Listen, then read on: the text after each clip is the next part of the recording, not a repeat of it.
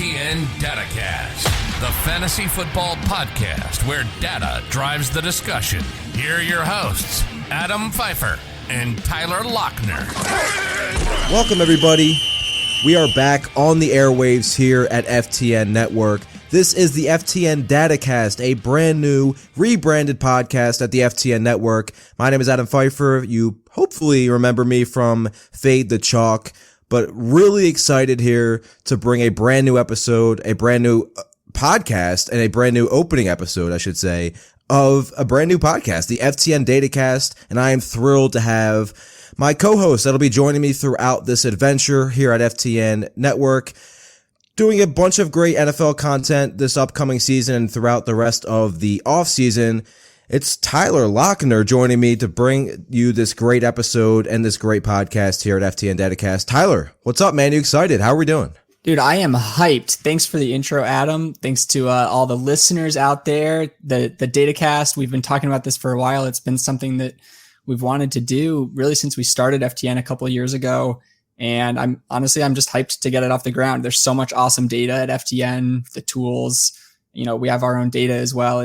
We can really find some awesome stuff here, and I'm pumped to get into it. The off season, into the season, really everything. No stones will be left unturned. Yeah, and when I was talking about this yesterday I was on an NBA stream with Kyle Murray, and he was plugging it at the end of the stream. He asked me if I pronounce it data or data, and I didn't even know. Like, I had to kind of say it out. Yeah, right, exactly. I think I do both. I think I said, like, at times I would say like the DataCast when talking about the podcast, but when we like talk about the site FTN Data, I say data. So when we talk about this podcast and when we intro the podcast and say the name of the podcast on the podcast, I think I'm going to pronounce it like 3 or 4 different ways. Actually 2, 3 or 4 I don't think there's more than 2 pronunciations of the word data, but before we get into it, our first episode here is going to be breaking down some of the craziest moves from this crazy offseason of the NFL, trades, free agency, all that great stuff. But before we get into that, Tyler, tell everybody that's listening exactly what our goal is on this podcast, because it's obviously fantasy football based, but it's not going to be just,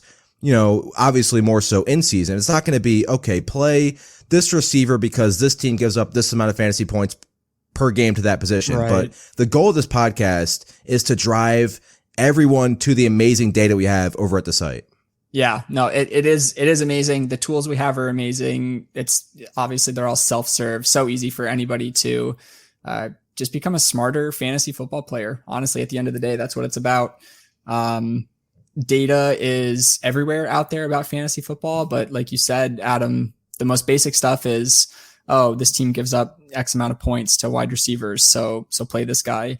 And often that's about players that you're going to play anyway. So the advice isn't super actionable. But we're going to get pretty nerdy here, dive into as much data as possible, but obviously have some fun too. Yeah. So again, the podcast will be once a week, maybe twice a week during the season. But if you are, first of all, we hope you enjoy your stay here on the podcast. But if you are listening to the podcast and you're not signed up at FTN Fantasy, FTN Daily, like that's where you get all this data, right? We're going to plug so many, premium advanced stats, not just throughout the course of this podcast, but starting today on this first episode. So if you're looking for more of that, that's where you go. FTN Fantasy, FTN Daily, FTN Bets, all that great stuff. And it's really exciting. When we kind of talked about launching this, I thought it was an incredible idea because so often, and I'm sure you do too, do I just get lost in all of the numbers, and to be able to talk about it on the podcast, it just makes a ton of sense. So glad to be here. Hopefully everybody enjoys, and let's get right to it because, dude, this offseason was so insane. It got to the point where I was legitimately afraid to leave my phone because I was probably going to miss something. We're going to talk about some of the major takeaways from the offseason. I'll let you start, man. Like, you could start anywhere. There was 10 moves that were considered major moves, but let's start wherever you want. Let's break it down for fantasy impact of some of these offseason moves. Where do you want to start? let's start in Green Bay and all the kind of craziness. I feel like Aaron Rodgers started the weird off season with like, I might retire, maybe go to Denver. And then he ends up going to Green Bay. And then like a few days later, I don't remember the exact timeline, but then Davante Adams gets traded. And I kind of feel like Rodgers might have instantly regretted his choice after that. And that was one of those where I actually did leave my phone, and I couldn't believe it. It caught, like, I came back from doing NBA content, and then all of a sudden he's no longer playing in Green Bay. I legitimately couldn't believe it because Rodgers and Adams, they're buddy, and they did the whole like Last Dance Instagram crap last off season, and then Rodgers strings everyone along. Adams was already on the franchise tag, and then you thought, boom, they're gonna be together for at least a few more years, and then everything just gets blown up. And I think the crazy thing is, we'll get into some analysis here, but I genuinely think the craziest thing is that Adams apparently chose to go play with Carr and get away from Green Bay, which we'll talk. I guess we can talk about it now. It's a huge downgrade for him. Derek Carr is fine, right? He's kind of like the epitome of an average NFL quarterback. I call it quarterback purgatory, but you go from probably a top 5 quarterback in NFL history. I personally don't fully get it unless Adams knows that this might be Rodgers' last year or something like that. But I think let's talk about the impact on Adams. I think he's still a fantasy wide receiver 1. We'll just get that out of the way first. But what his presence in Las Vegas, I'm probably going to say Oakland, probably for at least another few years. But what his presence in Vegas does is it really shakes things up for the people that are already there. Because he comes in, obviously becomes the instant number 1 wide receiver there, which is big news for Darren Waller and for Hunter Renfrow. And I think Renfrow in particular, he had 128 targets last year. That's definitely not going to happen again. I think Renfrow technically finished as a fantasy wide receiver 1, especially over the second half of the year. He was like an every week instant starter. I think he goes maybe to like the wide receiver 40 range. He's like a wide receiver 3, maybe. With Adams here. Adams is an incredible red zone target. As we know, he's averaged about 12 touchdowns a year over the last 6 years, which is just kind of mind blowing. It's really hard to reach double digits back-to-back years, and he seems to do it every single year. And then Darren Waller, Adams and Waller play such different roles that I actually think Waller will still be okay, but his touchdown potential goes down. He had 9 in 2020. He only had 2 last year. I don't think we see him come close to 9 again with Adams there. And then I am curious to hear your take on Carr, what this does to your opinion of Carr, because I guess I already shared that I think he's pretty average, but I'd love to hear your take here. Yeah, so overall for the Raiders, obviously you're getting, arguably still the best receiver in the NFL added to your offense. I think what helped Hunter Renfrow a ton last year, and I watched a lot of these Raiders games, and there was a lot, even before he had, injury concerns down the stretch last year, there was a lot of underwhelming games from Darren Waller, and a lot of people were kind of worried and wondering why. And he was getting bracket coverage a lot last season. And Hunter Renfrow benefited from that, just underneath targets from Derek Carr. I think obviously Renfrow, it's a pretty obvious statement that he's going to come back down, not to being irrelevant, but not being a top, 15 receiver. I think he risks being irrelevant. I'm going to be honest. I mean, it's not a crazy take because you still have Waller there. Adams, the thing with Adams is like, there was not a better rapport in the NFL over the last 5 years than Rodgers and Adams, right? One of my favorite stats to look at on FTN Fantasy in the premium stats, advanced receiving. You can look not only at how many targets receivers have, because that's everywhere, but at FTN Fantasy we have first read targets, and I reference this a lot in my articles and everything. So I'm sure you have the number in front of you, but if you don't, we'll play a guessing game. Davante Adams last year had 169 total targets. How many do you think were the first read he was on of those? I like this because I don't have this in front of me. Okay. I asked my buddy this earlier too, and he was like, he guessed a high number, and it wasn't even high enough. So there's your hint. I know he had a 30% market share, but I don't know how that correlates to first read. I'll go with 100 of them, over half of them at least. It's 150. What? 150 That's first read targets. Them. Yeah, 150 first read targets. So basically every single play. Right. Which is a first read. If you watched Green Bay, it wouldn't surprise you, right? They're not, that's just their offense. He's not going to get that with Derek Carr. There's probably not a better connection for quarterback receiver after Rodgers for Davante Adams than Derek Carr. They obviously played together at Fresno State. Right. And there was reports and rumors that Adams a couple weeks prior to the news bought a house in Vegas. So everything's kind of tying together. I agree. I think there's a lot of people that say he's still the wide receiver 2 right behind Cooper Kupp. And there's some that believe he's outside the top 7 or 8. And I think he's kind of in between, kind of like wide receiver. I think I ran my first run of rankings over at FTN Fantasy. He was wide receiver 4. I still think he's going to be good, but he's I think what, and we'll talk about Tyreek Hill next, but what the moves for Adams and Hill has really done, it's just made it even more solidified that Cooper Kupp's the wide receiver 1. Oh, for sure. Yeah. So I'd agree with that. I think I definitely, if I'm doing a draft right now, I'm not letting Adams go past the 5th wide receiver off the board. Mm-hmm.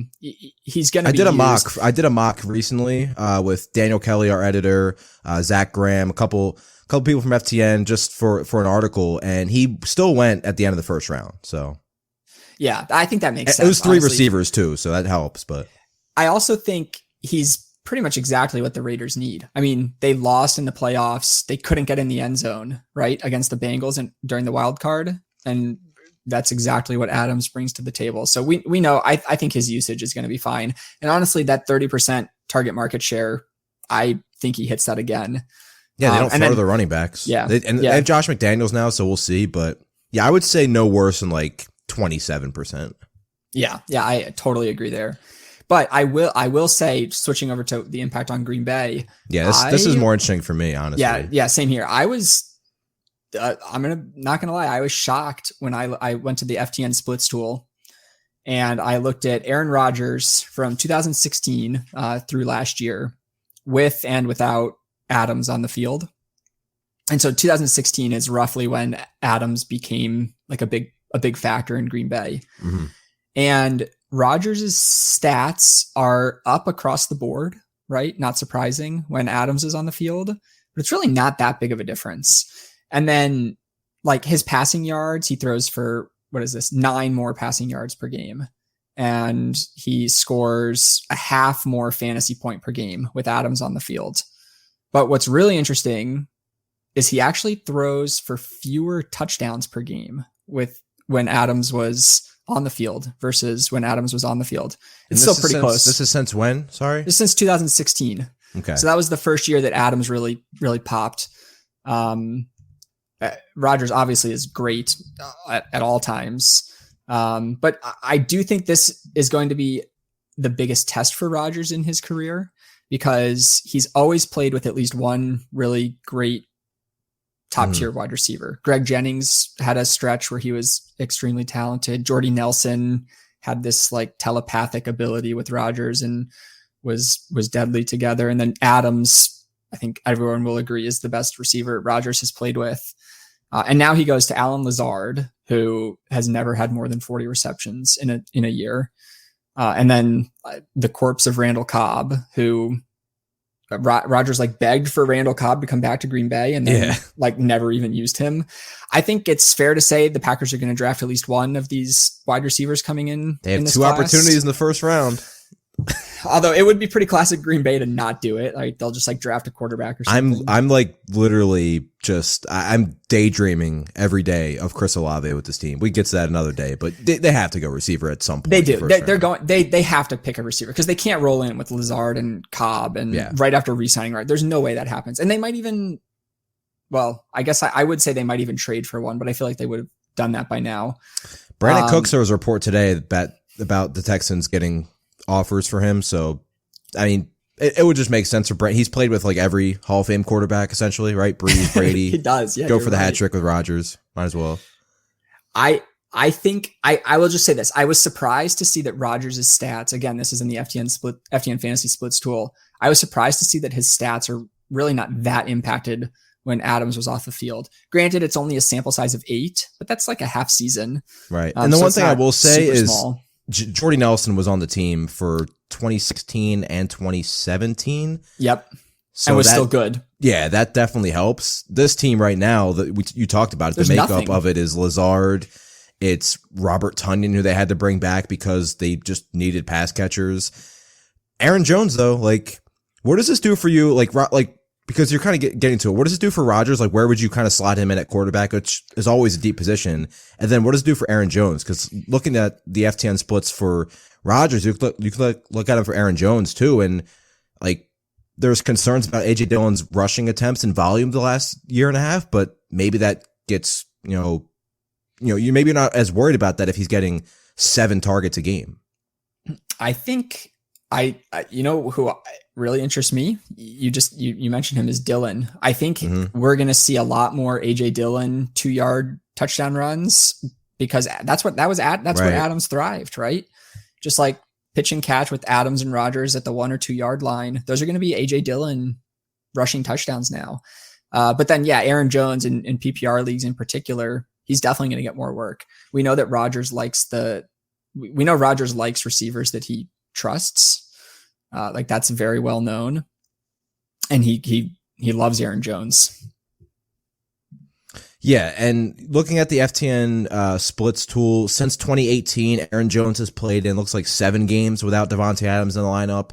In those games, 6.7 targets per game compared to 4 targets per game with Adams in the lineup, over 5 receptions and over 55 receiving yards per game. So that's a great point. Yeah, and you talked about it. Like Rodgers has always been, yes, he's played with talented receivers, but like Davante Adams obviously became the best receiver in football, but like it's this obvious, theme that they have not had a first round receiver, right? So it's not like he's had an elite prospect kind of fall into his lap. He's had to develop the trust with Jordy Nelson and Greg Jennings and Randall Cobb and Davante Adams.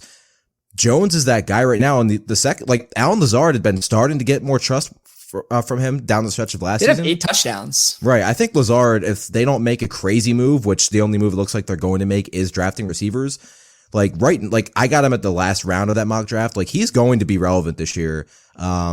He was relevant as a streamer at times when MVS was out of the lineup. Obviously MVS isn't there anymore either. So, don't sleep on Alan Lazard either. Before we go to Miami, because there's a lot to sort out Miami, where would you slide in Aaron Rodgers right now at quarterback? Because it's not just the fact that like you can say, okay, it's a huge difference losing Davante Adams, but when there's so many good quarterbacks, you have to kind of use every situation and say, okay, this makes that much of a difference to where I move him from quarterback 4 to potentially quarterback 7, 8, 9, what have you. Yeah, I think my first run of rankings will be published this week, and cool. He's going to land in the 8 to 10 range for me.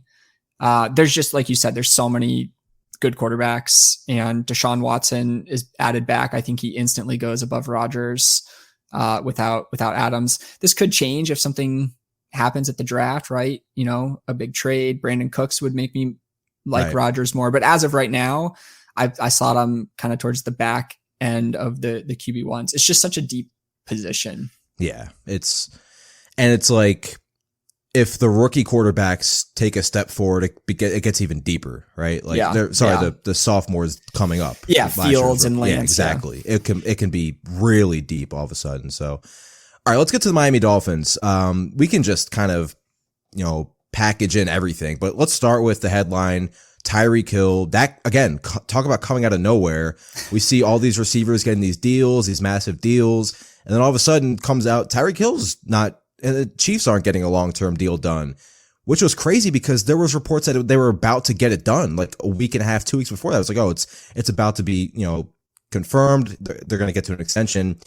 Now he's a Miami Dolphin, and this obviously impacts a ton. We'll break down the Chiefs side and the Dolphins side, but let's talk about the Dolphins, because I think they're being talked about a little bit more just because obviously Tyreek Hill is now on the team, but there's there's people that are on the Tua Tagovailoa breakout, and there's people that are still off of it, and there's deep passing numbers being, cited. What do you think this does for the offense? Of course, they also have a new head coach, new play calling with Mike McDaniel. They're talking about maybe using him in a Deebo Samuel type role. I think that's ludicrous.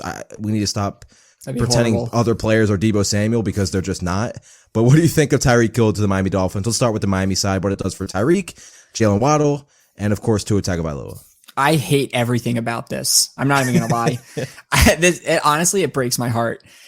Ever since, I actually think it was a preseason game, and I think it was 2018, and Patrick Mahomes launched this 75-yard touchdown pass to Tyreek Hill, triple coverage. Tyreek Hill's 5 yards past every defender. And it's wow, this is the dream made in heaven. And the duo made in heaven, and they've broken up now, and it hurts me. I actually think Mahomes and Tyreek was the most fun wide receiver quarterback combination to watch since Brady and Moss in 2007. Sure.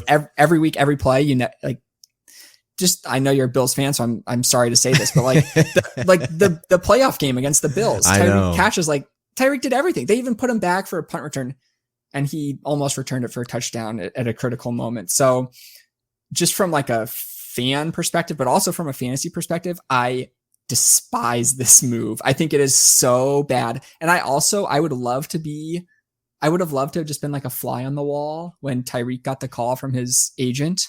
And he's like, no, I'm not signing this deal with the Chiefs. I want to trade. And then his agent calls and he's like, all right, here's the deal, Tyreek. We have offers on the table, but it's the Jets and the Dolphins. Those were his choices, right? And then he has to act excited, he's pumped to go to Miami. There's no way he's excited to go from Patrick Mahomes to Tua. And I'm sorry, I just kind of went on a rant, but this one hurt me. I think that Tua is just, you said there's some people on him as a breakout and there's some people completely off. I'm off. I am just so off Tua. I've never been on, so I can't even say I've jumped off. I just don't think he's a good NFL quarterback when there's so many incredible quarterbacks in the league right now. Yeah, we'll find out if he's the answer this year. This is definitely the year that we'll find out the answer, but honestly, I feel like we could have figured it out last year. Jalen Waddle, Davante Parker, Mike Gesicki. I don't know how to pronounce that one. I'm going to be honest. That's a pretty good receiving core. And Tua kind of got a pass with it. And yes, adding Tyreek does make it better for sure. But Tua only averaged 7.03 average depth of target. That was Ben Roethlisberger, Jared Goff were the only quarterbacks that had a lower average depth of target. And I also think the fact that he's a lefty, I realized when I was doing the analysis for this, I think I'm an armist. I don't know if that's a word, but I think I don't like the fact that Tua is a lefty. And I also don't think it, when was the last good lefty NFL quarterback? Was it Steve Young? Michael Vick. Okay. Yeah. Michael Vick. True. Vick was Vick was good for his rushing more than his passing, obviously. But Steve Young as a passer is probably the last really great one. Anyway, just from an actual stats perspective, Tua threw 39% of his passes last year to the short right, and Tyreek was 35% of his targets were short left. And I think that I don't necessarily think that's a game breaking thing that they could just line up Tyreek to the short right, but I do think that it's a little bit of a shift of how Tyreek has been used and just the fact that Tua is a completely different quarterback. His throwing motion or his throwing reminds me of Tim Tebow, and it's probably just because they're both lefties, but maybe that's why I don't like Tua. I think it's interesting because obviously Tyreek Hill, the most unstoppable deep threat in the NFL since, the last, handful of seasons. And immediately once he joined the team, everybody was kind of talking about, okay, Tua's deep passing numbers were pretty good last year, right? He was among the league leaders in, he was up there in passer rating, up there and mm-hmm. all the numbers. But then you look at our deep passing stats over at FTN Fantasy, only 6.7% of his passing attempts were of the deep passing variety. That was the lowest rate in the NFL among quarterbacks with at least 100 passing attempts. So they didn't ask him to do it a lot. So sad. Right. Now, I will say, in terms of Tua to have like a full-on breakout, he's not going to be like a top 10 quarterback, but I don't think he's going to have to do a ton. With this offense, I think it's the fastest offense in the NFL, not to mention Waddle, Tyreek, and now Raheem Mostert. I think with Mike McDaniel there, it's going to be a lot of what they did in San Francisco, getting the ball out and letting the receivers make plays after the catch, and that's fine for Tua. But where Tyreek Hill, I don't know if Tyreek Hill is going to be used down the field nearly as much. Like last year, it came down a ton. Tyreek Hill was a completely different receiver last year. He was a high target, lower yardage receiver because teams were playing so much too high safety looks. I think like it was 80% of the time they saw that on their pass plays during the first month or first half of the season. And you saw a lot less deep passes from Tyreek Hill. Patrick Mahomes had a career low in yards per attempt. And I don't think teams are going to stop doing that against Tyreek Hill. So Tyreek Hill was the receiver like between him and Adams where I did make like a substantial drop. Like I believe he's outside of my top 10 or he is 10th at receiver. And it's more so the fact that you still have Jalen Waddle there, who was actually top 10 in first read targets last season. Like Tua threw to Waddle and that's it last year essentially. And there's still question marks about the offense. So I like AJ Brown, CeeDee Lamb, obviously Jamar Chase. Like I would rather have those receivers, obviously Kupp, obviously Adams, over Tyreek Hill. And it'll be like, it's so interesting now because I think a lot of the players we've seen, we've grown accustomed to seeing as set it and forget it first round fantasy selections. They're probably going to be second round players this year. Like Tyreek Hill second round, maybe Adams second round, like Barkley, Zeke. Like it's kind of crazy this season. But what about the Chiefs side of things? Patrick Mahomes, is it over for Patrick Mahomes? Obviously not, but the offense is going to look different because Tyreek Hill opened everything up for this team.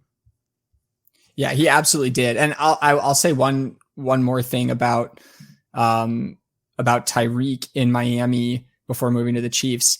I actually think I agree with you that he'll be around wide receiver 10. I still think he's a fantasy wide receiver 1, but what we won't have anymore, and you can just set this in stone, is the like 2 to 3 just absolute eruption games each season when he just goes off for like 180 plus yards and 2 or 3 touchdowns. I don't think that's going to happen in Miami. He had like, what did he have? 200. This was 2 years ago, but he had over 200 yards and 3 touchdowns in the first quarter against the Bucs in a regular season game a couple of years ago. Like that's completely out the window. And to me, that was always Tyreek's biggest draw, both in redraft, DFS, best ball, basically any format you play. That's always why I loved him. Now shifting over to the Chiefs, I don't even know what to expect. Obviously Patrick Mahomes is still going to be good, but I mentioned this earlier. Mahomes and Tyreek was like a match made in heaven. If you could have designed the perfect wide receiver for Patrick Mahomes, it would have been a player just like Tyreek Hill.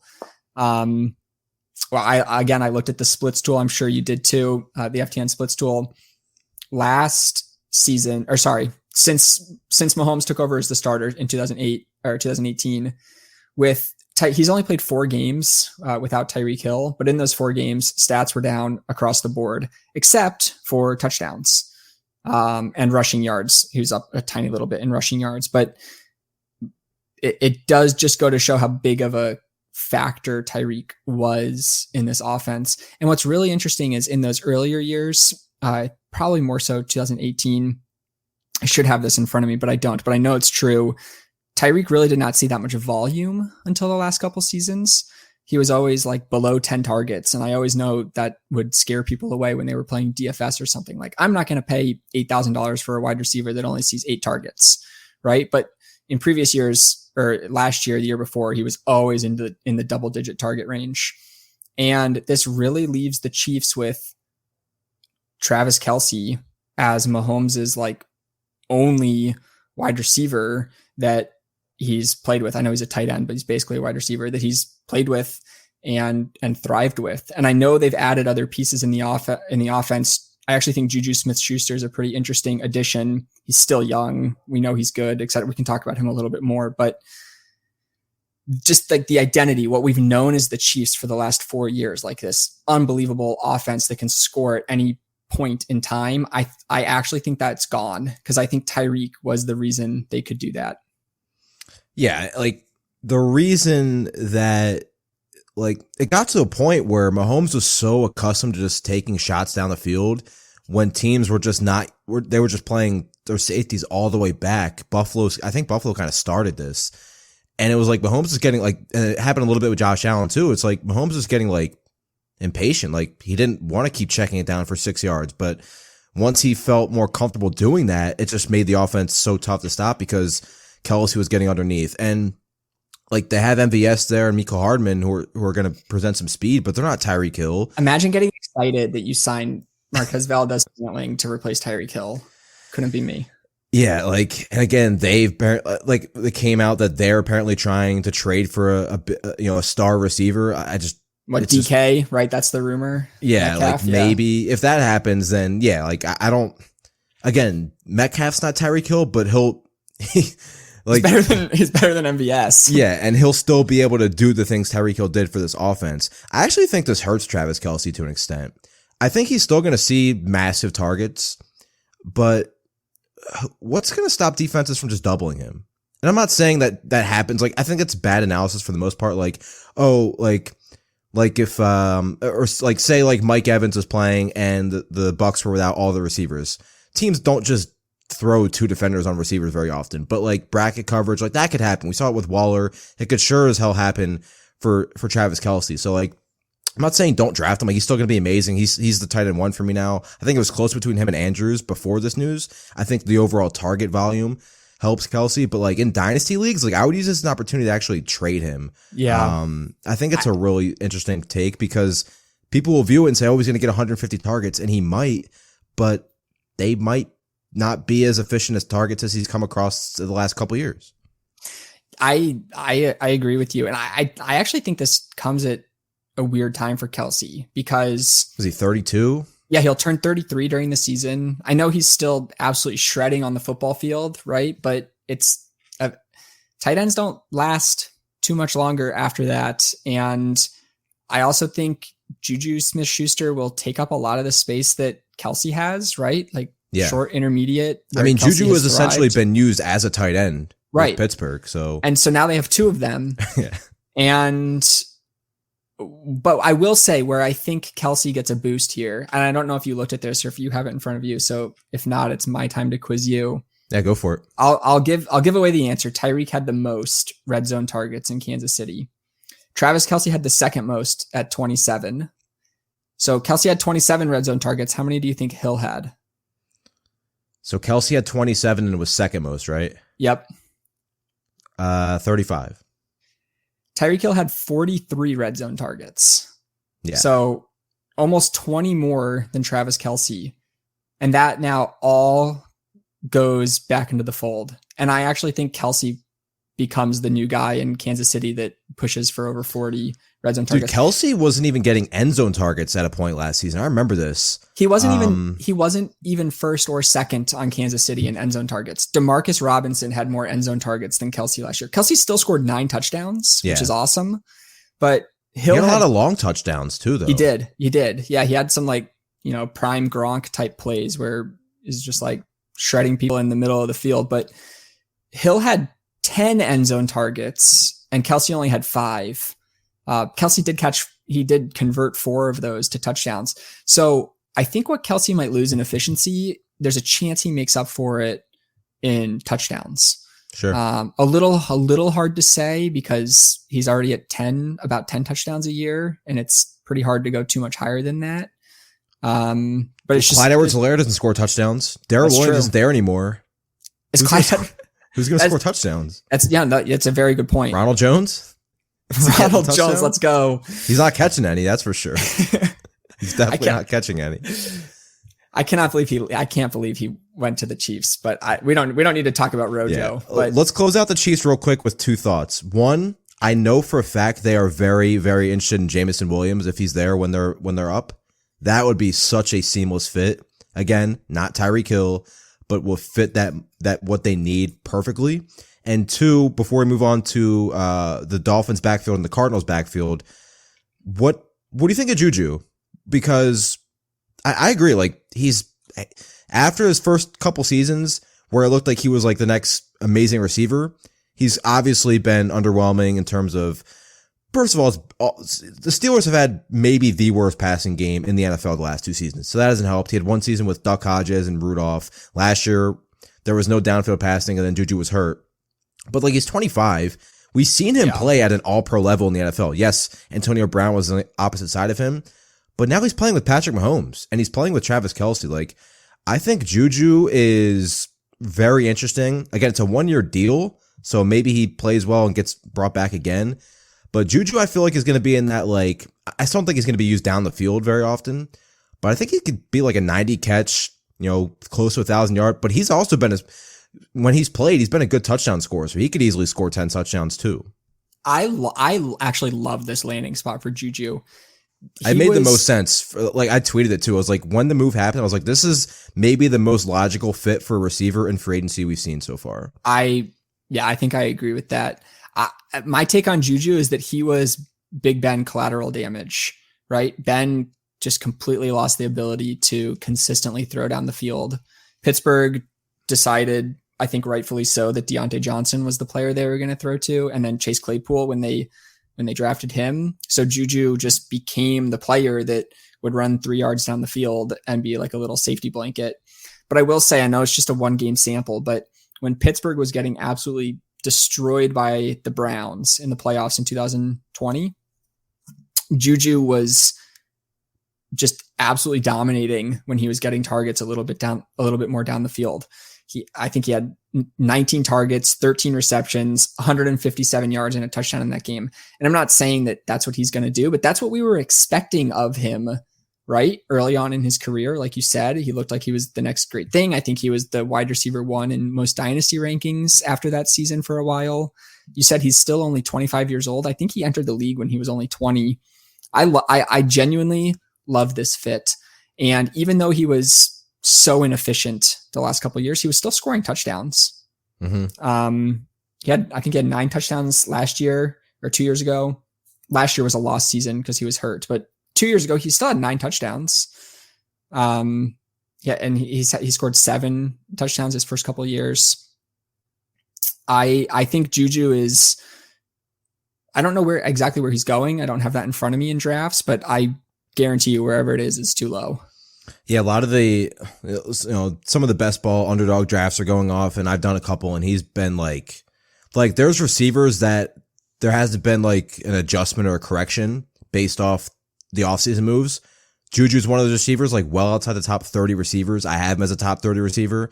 And another player we'll talk about shortly is Courtland Sutton, who is, you have to scroll down in terms of ADP. So like those are 2 players I take ahead of ADP now. Obviously it should correct, but yeah, I agree a lot with Juju. We could go to Denver right now. Let's just do it because we'll talk about, you mentioned Sutton. Yeah, I do want to talk about the Miami backfield and the Cardinals backfield with some of the moves, but this is the third, maybe the first, maybe the most, crazy move we saw was, I think it was one of the first ones though. Russell Wilson, been trade rumors about him leaving Seattle for a while, and it finally happens, traded to the Denver Broncos. And it was like the first move that set off the AFC West kind of dominoes.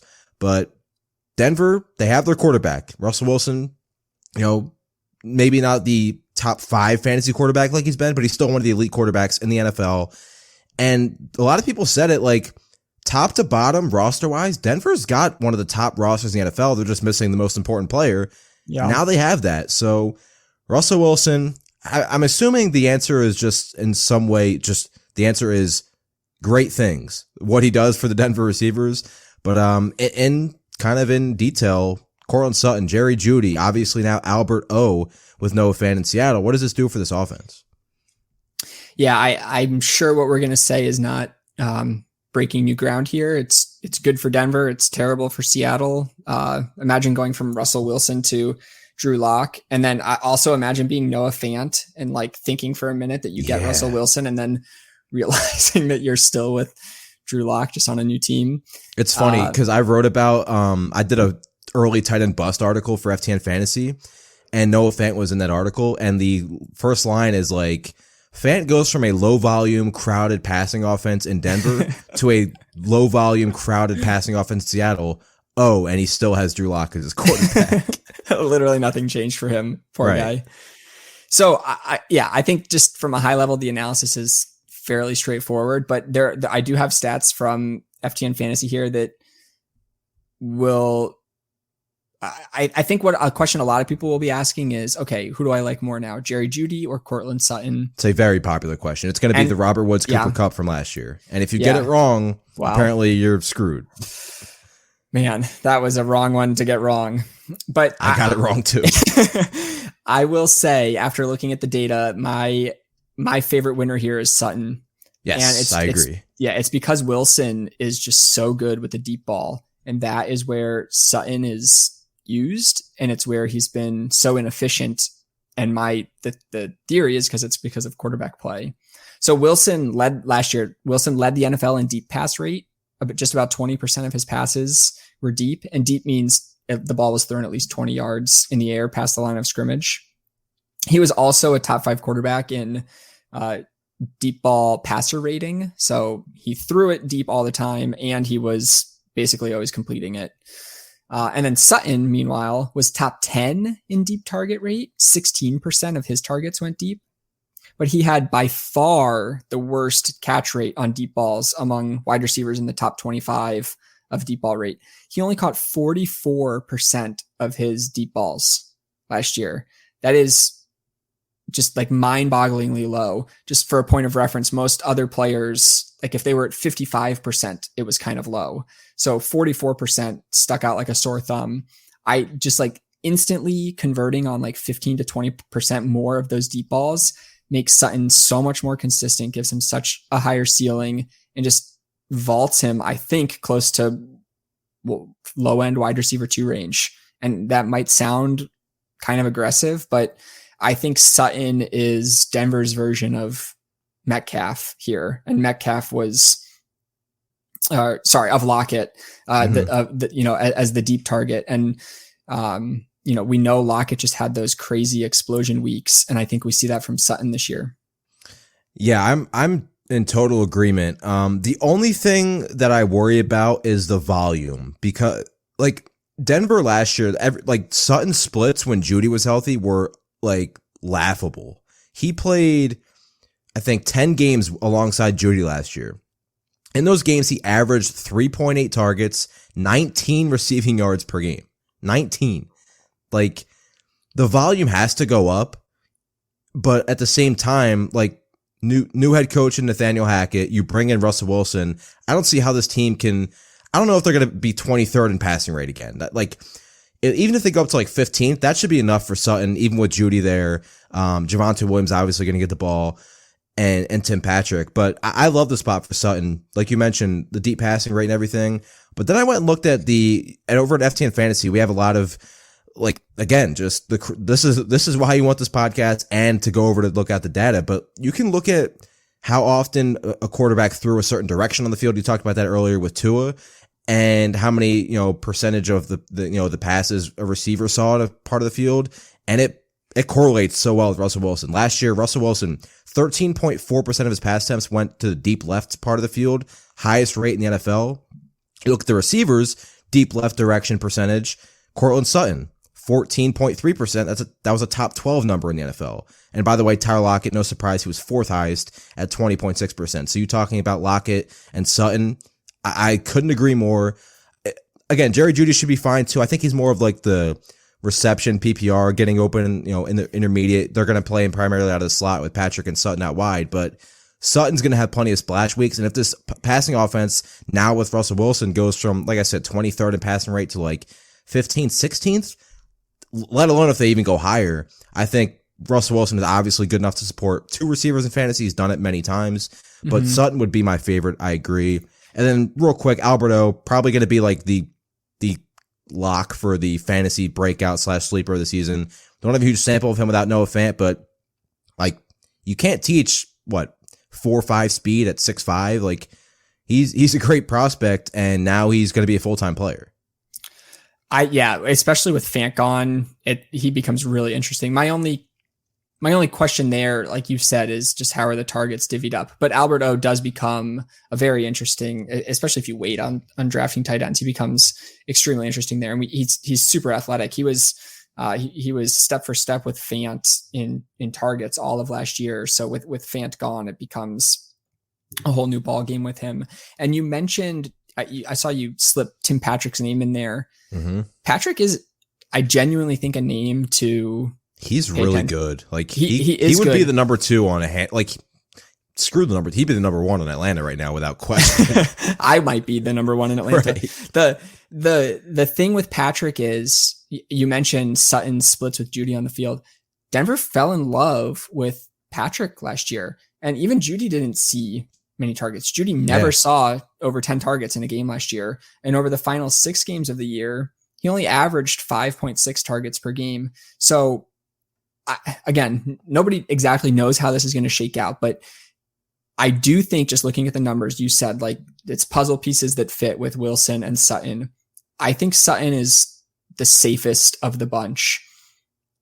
I think most people think this is that Judy is the number 2, but what if Patrick is the number 2, right? Like what if Judy just doesn't pan out in the NFL the way everyone wants to?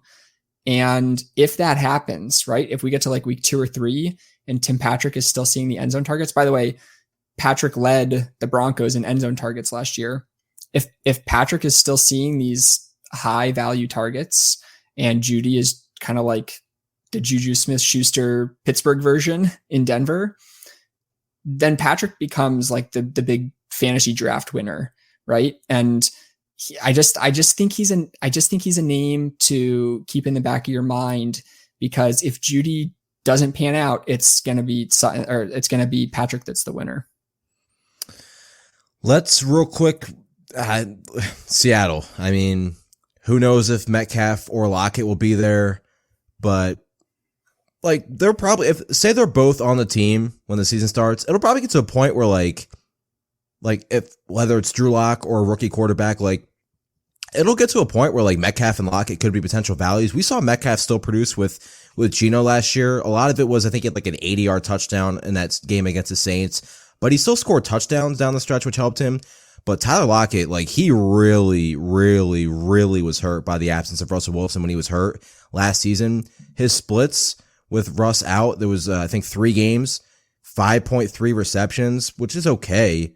But the receiving yards went down by about 13 yards per game. He didn't score a single touchdown. His points per game dropped in PPR leagues by about 4.5. So if they don't upgrade the quarterback position, which they really can't other than maybe getting Baker Mayfield or a rookie quarterback, Lockett's going to be an avoid for me. Metcalf could still be a value. He's still mentally talented. He's still produced. And Drew Lock, if he's the quarterback, he'll take some shots. He's got a strong arm, but just overall, just not expecting anything great from Seattle compared to years past, huh? Yeah, I think you hit the analysis there. Just to throw some extra stats at it. Again, looking at the deep passing tool we have at FTN, Lockett, among wide receivers that had at least 40 targets last year, Lockett had the most go deep. 21% of his targets were deep. He caught 20 of 25 deep targets. So that's an 80% catch rate, which is extremely high for deep targets. Yeah, they had the best rapport on deep passes. They like, did. It's just they did. The rainbow throws. Like it was stupid. 730 deep receiving yards was the most in the league.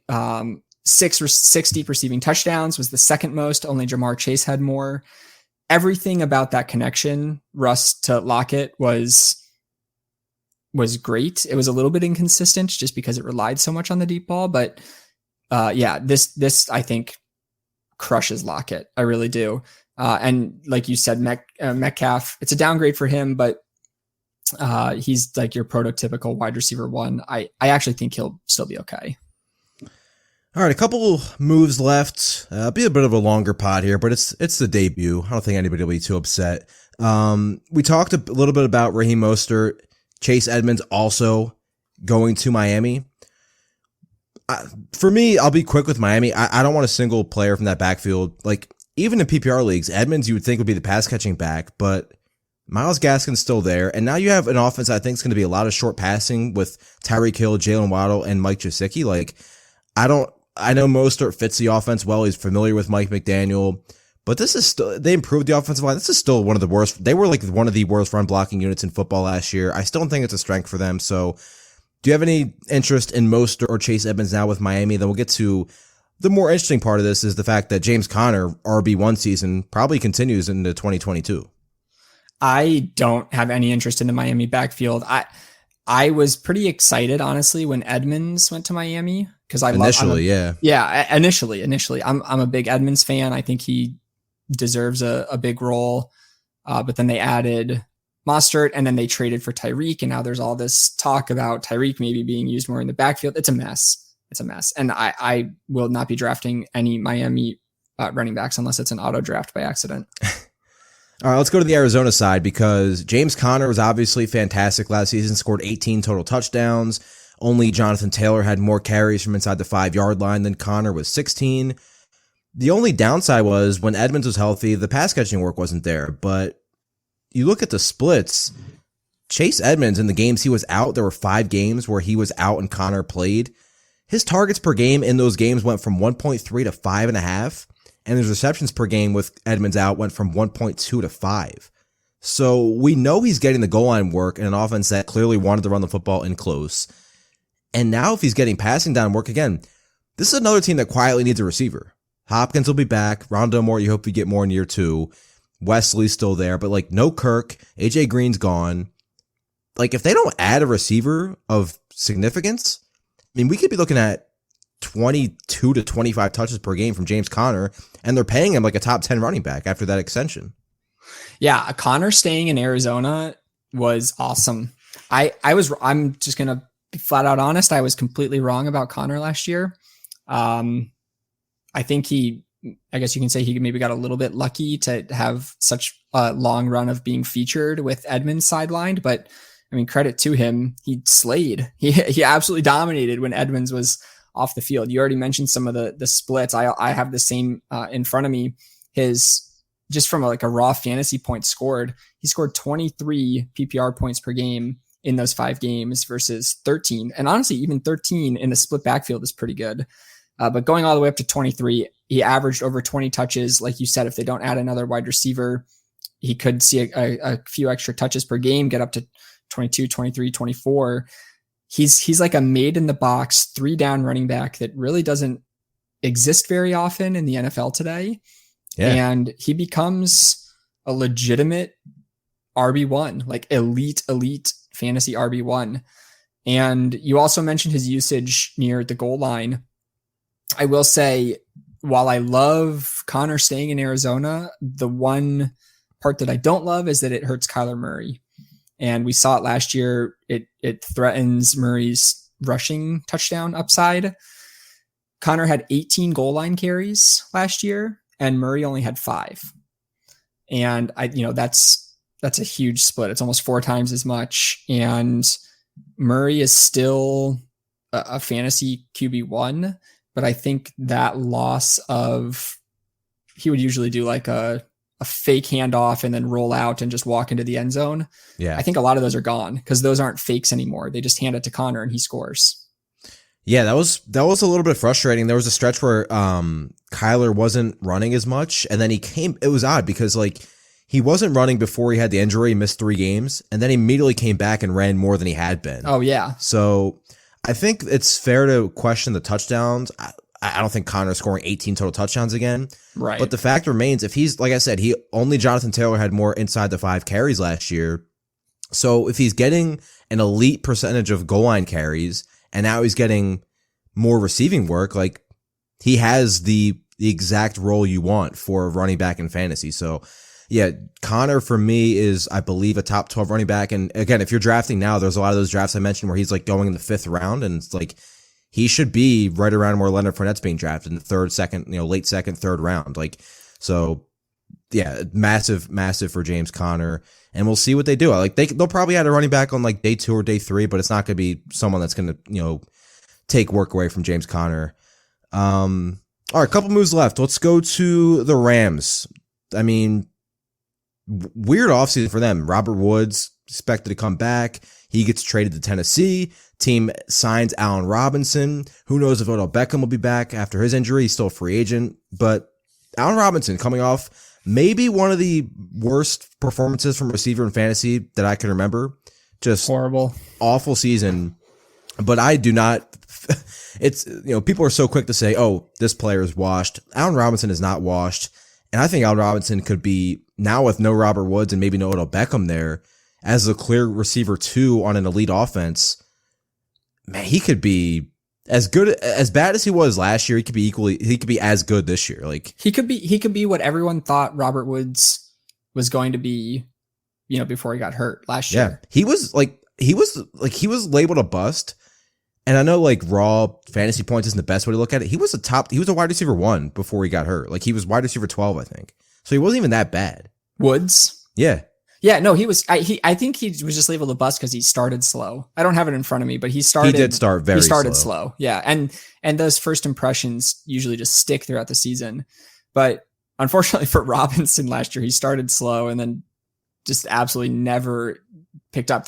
Honestly, I was trying to find like a stat that was like, oh, look at this. Robinson was good in this area last year, and there's just nothing. It's just a flat nothing burger from Robinson last year. But I'm on the same page as you. There's no way Robinson just like completely forgot how to play football, right? In 2019 and 2020, his averages from those 2 years was 100 receptions, 1,200 yards, and 7 touchdowns. And then he gets Andy Dalton and a really inconsistent Justin Fields, who just really gravitated towards Darnell Mooney, and Robinson just became a complete afterthought in the offense. And I think he becomes a buy low wherever his ADP settles. Mm-hmm. I am going to be interested in him at that price. The big question is, does Odell Beckham come back? And then if he does come back, will he be healthy? Because obviously tearing your ACL in February is very different than tearing it in October. Right. Yeah, I love Robinson as a player. I still think he's incredible. And there was this theme in the fantasy community for so long. When is Allen Robinson going to have a great quarterback? When is he going to have a great quarterback? He has one finally. He has one now. And it's not like he's 35 years old. Like, I think Robinson is one of the easiest bounce back candidates in all of fantasy heading into the season. Is he going to be, is Cooper Kupp still going to dominate the targets? But like, again, like wide receiver 2 on the Rams, like That's the other thing about it though. Like Kupp, he's going to dominate the targets, but he's not going to have as good of a year. Like, yeah. I mean, and that's, I wrote an article too. I wrote an article right before this happened, right before Woods was traded. I wrote an article. It was like teammates who could both be wide receiver 1s, and I had Kupp and Woods. And now you just replace Woods' name. Yeah. Literally would just replace Robinson in Woods' spot. So I'm a believer that Robinson can not only be better, obviously much better, but I think he can be a top 15 receiver. And even like when the dust settles and we get into more, accurate drafts, I still think he can be a value. I would have him as a top 30 receiver pretty easily. All right, a couple more spots. Let's go to Cleveland. They were pretty busy this offseason. Amari Cooper in Cleveland, Deshaun Watson now in Cleveland. I mean, this offense all of a sudden looks a lot different than it did, a month ago. Yeah, they're going to be hard to pinpoint because they're both new to Cleveland, right? They haven't played together. It's a completely new look for the offense. My biggest questions now in Cleveland are, how much is Nick Chubb going to be used, right? I think this overall impacts him the most. But if we're just going to I'll talk about Cooper for a second. I actually kind of like this spot for him. I did not like it when I thought Baker Mayfield was going to be the quarterback, but assuming Deshaun Watson plays, I think this is great for Cooper. He was Dallas's best and most used red zone weapon last season. He had 33 red zone targets and 10 end zone targets. He actually caught 8 of those end zone targets, so scored eight touchdowns on those. Cleveland, I then took a look at Cleveland. They had nobody with over 16 red zone targets. So Cooper had more than 2 times as many red zone targets as anybody on Cleveland. And then they had 3 different players with 3 end zone targets or 3 end zone touchdowns. And all 3 of them were tight ends. Like, they're so desperate for a wide receiver to be used near the goal line. And that's exactly what Cooper brings to the table with them. So I think just from a pure high value target standpoint, Cooper is going to be the dude in Cleveland.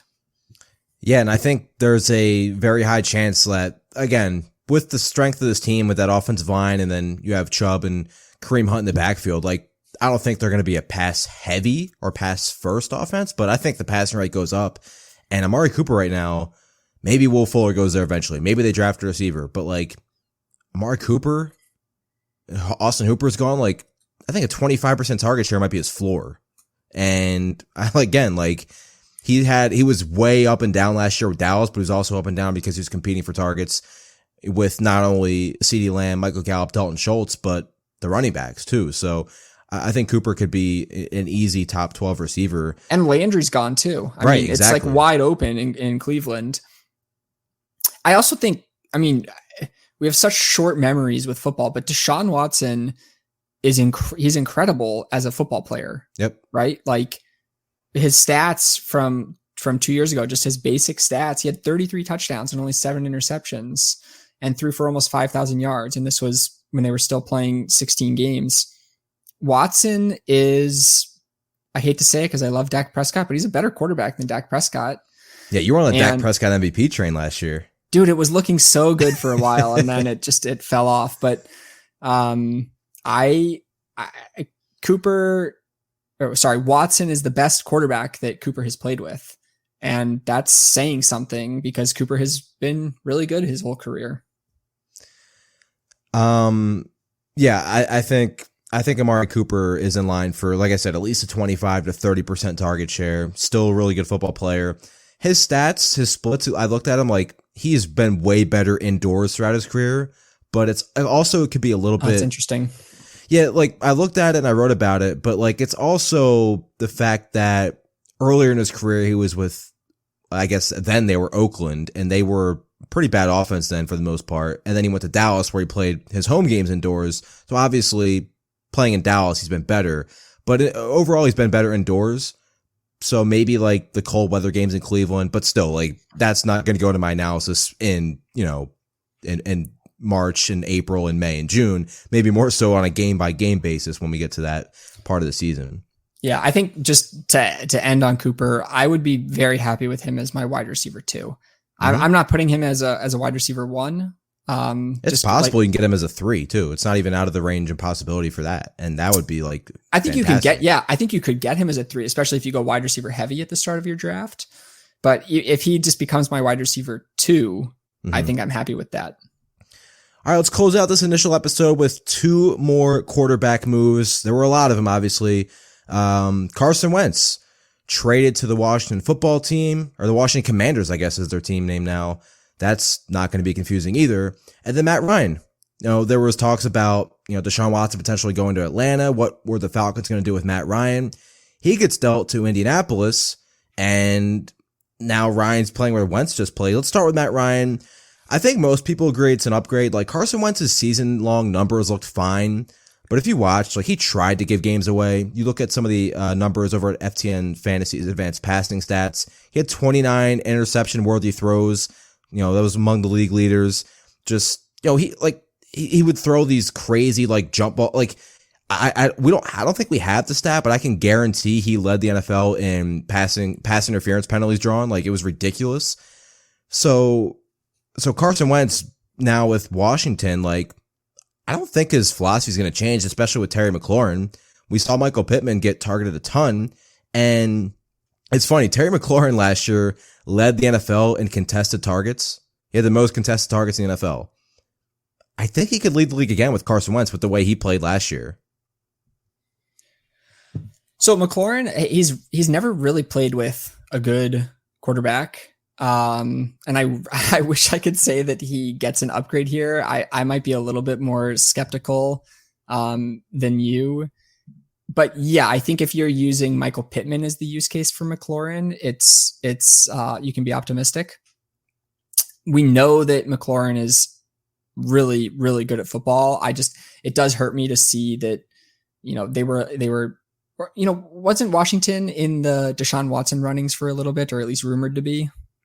Probably. I feel like any team that didn't have, Patrick Mahomes, Josh Allen, Justin Herbert, like if you didn't have the elite of the elite, you're probably at least making some calls. I wanted that to happen. I wanted DJ Moore to get a quarterback. I think That's what I wanted. Yeah, if I could rank the wide receivers that I want to get quarterbacks, it's DJ Moore, and then it's like a huge tier gap, and then it's. I was going to say I would rank DJ Moore first, and I would still rank him second, probably. Yeah, exactly. Yeah, that's my huge tier gap, and then McLaurin would be my next. But I also will say that McLaurin has performed with not good quarterback play.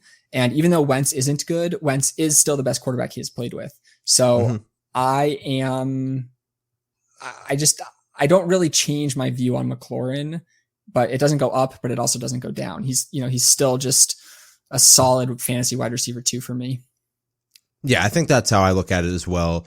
I think I don't think you can look at this and say, oh, it's a downgrade going from what Washington had to Carson Wentz. Carson Wentz is better than what they had, and he's going to still pepper Terry McLaurin with targets. And McLaurin had a weird season last year where because down the stretch of the 2020 season, he played through 2 ankle injuries. And then last year, he just, he got a ton of targets that were just contested. So they need to get him more, targets in space, and it's not like he can't create separation. So I think McLaurin is, at worst, he doesn't really move for me. I'm looking real quick at our deep receiving stats tool at FTN, and Pittman only had 8% of his targets were deep. That surprises me a little bit. I think if you're just going based on the games you watched, I would have expected it to be more. I guess my question is, do they get, if a pass interference penalty happens, is it deemed a target still?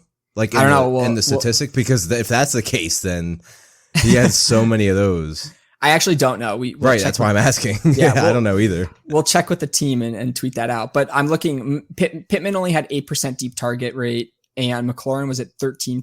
13% isn't even high, but 8% is incredibly low. So I hope that McLaurin doesn't, go to below 10% deep targets. I don't think he will, especially with what they have at receiver. Curtis Samuel, if he's healthy, but Samuel's going to be, they'll kind of scheme touches and targets for him, not necessarily throw him the ball deep down the field.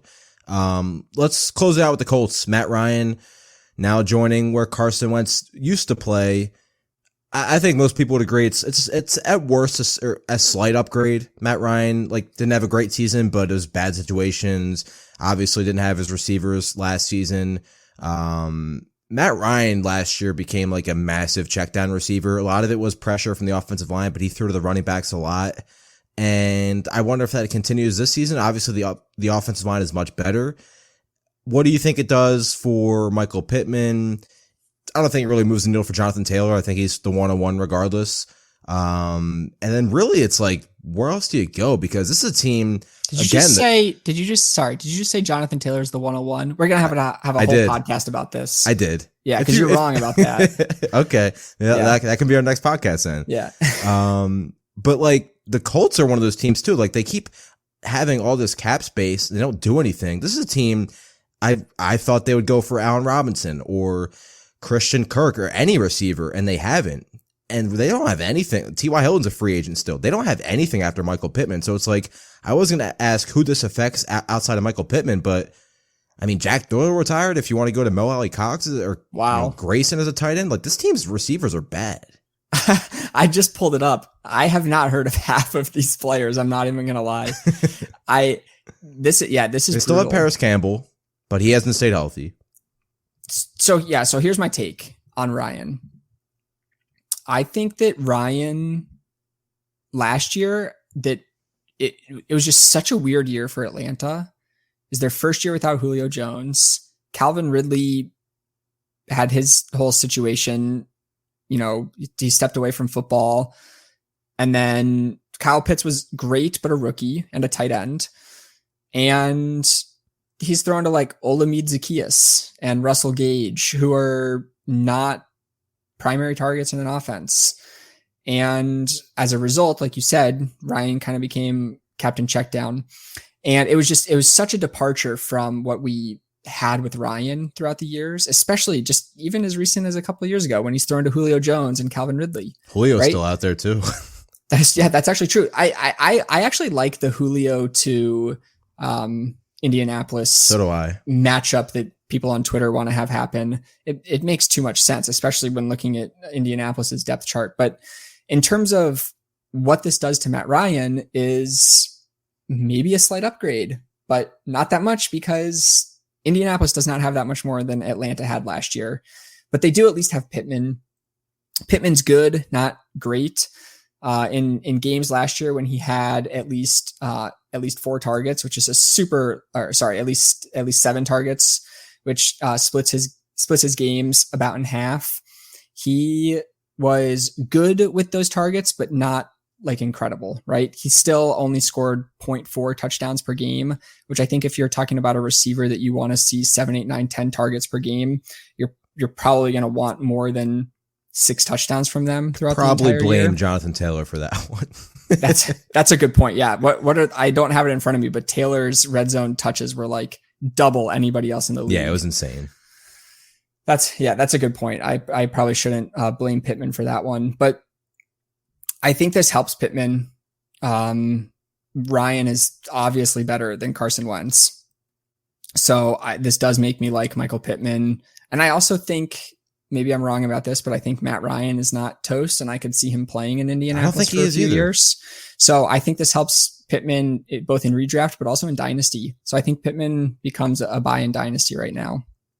And then in terms of other players to check down to, Jonathan Taylor was hardly used as a receiver last year. There were several games where he only had like 1 target, 0 targets, which was kind of infuriating, but he made up for it by running for a bunch of touchdowns.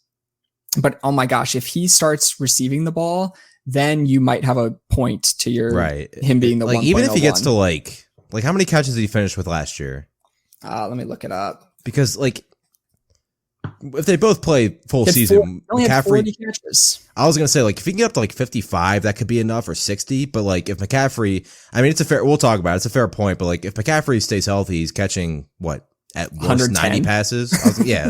It was weird too. If we look at the receptions for running backs last year, it was way down across the board. It was Najee had a lot, Eckler had a lot, Fournette had a lot, but it wasn't the same as we've seen in years past. So yeah, Taylor only having 40 though is problematic. I think it's problematic from a real football perspective. I just don't know why Indianapolis. He doesn't play on 2-minute drills. But I guess that's my point. It doesn't make you don't take him out of the game, because I just don't get it. Maybe I never will, but I just to me that's wrong. And if they can correct that, maybe Matt Ryan comes in and he's like, no, I want Taylor on the field. I want to throw him the ball. Then that could really change. It could change everything. I mean, Matt Ryan checking down to Davante Freeman a couple of years ago, and Freeman, I guess this was 7 years ago now, right? When Freeman went nuts. Freeman was getting all of these goal line touches, goal line carries, and he was getting work out of the backfield. And he finished as just an incredibly elite fantasy player that year. Obviously, Taylor's already at that level, but if he gets those receptions, he becomes Christian McCaffrey level good. Yeah, and he was lining up as a receiver a lot last year too, so it's not exactly the greatest comparison. But Cordell Patterson, the way he was used last year, Mike Davis was running a ton of routes last year, even with Cordell Patterson. So there is a path, and I saw one of the Colts beat reporters say keep an eye on Nyheim Hines for fantasy this season, which is not exactly what we want to hear, but it just kind of shows I think that's more so to do with the fact that we talk about the Colts just don't have receivers right now. Zach Pascal is their second best receiver and he's gone. That's where we're at with the Colts. So, but yeah, I mean, the NFL offseason has been crazy. We could have sat here for, 3 hours. We could have talked about the Jacksonville Jaguars, the moves they made, some of the other moves in free agency. But, and there's still going to be more moves to be made. There's still a lot of free agents out there. But this is a fun first episode, man. I'm excited about this. If you could do so, please leave us a rating and a review over on iTunes. It'll help us out a lot. And again, we'll be doing this once a week for sure during the offseason, maybe up to twice a week during the regular season. And to pair it with that, I mean, Tyler, we have, the NFL draft is in weeks now. We have football coming up. The content in FTN is going to be awesome. Yeah, this is when I start to get pretty excited for the next football season. I know free agency is kind of crazy, but it still feels really far out. Once the draft hits and you start getting some of those early practices in, I get pretty hyped about it. Absolutely. So we will be back again once a week. This is the FTN DataCast. You can follow me on Twitter at apfeifer24. Follow Tyler on Twitter at Loechner NFL. Hit us up with any questions, anything, any comments, concerns, anything you want to hear on the podcast. Please let us know because that'll help us out a lot. FTN DataCast, again, subscribe, rate, review. Check out FTN Fantasy, FTN Daily, FTN Bets for all this data that you heard today, plus a ton of great other content for DFS, season long, baseball starting in a couple days. Vlad and the team are just crushing content. There is so much to look forward to over at FTN Network, including this great podcast that I'm excited to launch and have launched now with Tyler Loechner. Have a great week. We will see you next time. Talk to you then. Thanks for listening to the FTN DataCast. Be sure to rate, review, and subscribe. And follow the hosts on Twitter at apfeifer24 and at Loechner NFL.